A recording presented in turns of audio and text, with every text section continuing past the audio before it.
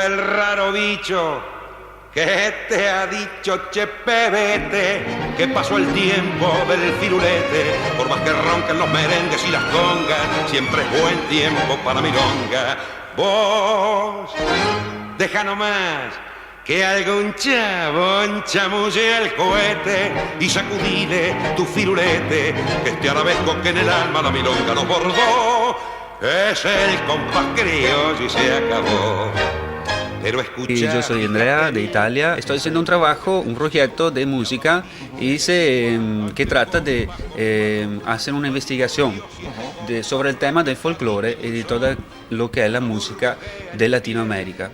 Eso es un objetivo. Lo otro es encontrar comunidades de italianos que se quedaron acá en periodo de las migraciones para ver qué pasa musicalmente con los italianos. Se toca música italiana, si hay mantenimiento de la música italiana y si hay un intercambio cultural entre la música italiana y la música latinoamericana.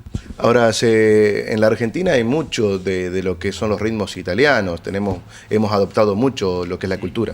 Claro, hay una mezcla acá que a mí me gusta mucho porque hay una mezcla de europeo, entonces de Italia también, pero de aborígenos y de gente de Latinoamérica. Entonces yo soy músico, estudié musicología en Italia y me gusta mucho lo que es la etnomusicología, o sea, que la carta de identidad, se dice en Italia, del pueblo donde voy a visitar.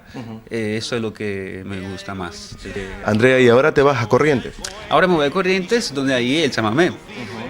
Acá fui porque ahí es la chamarrita. Entonces el objetivo es de ir en lugares diferentes para ver la tradición típica musical de este lugar.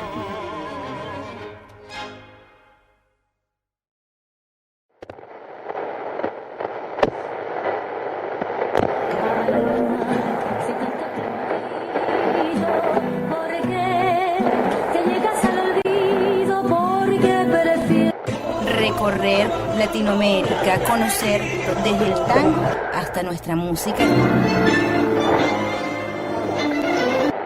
Italiano e vem ao Brasil para divulgar um trabalho.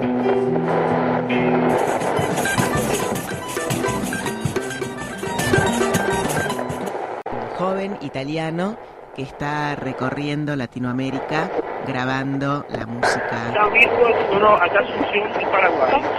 Ma in più ti aspettavi di arrivare a un posto in Brasile dove somiglia proprio in Italia?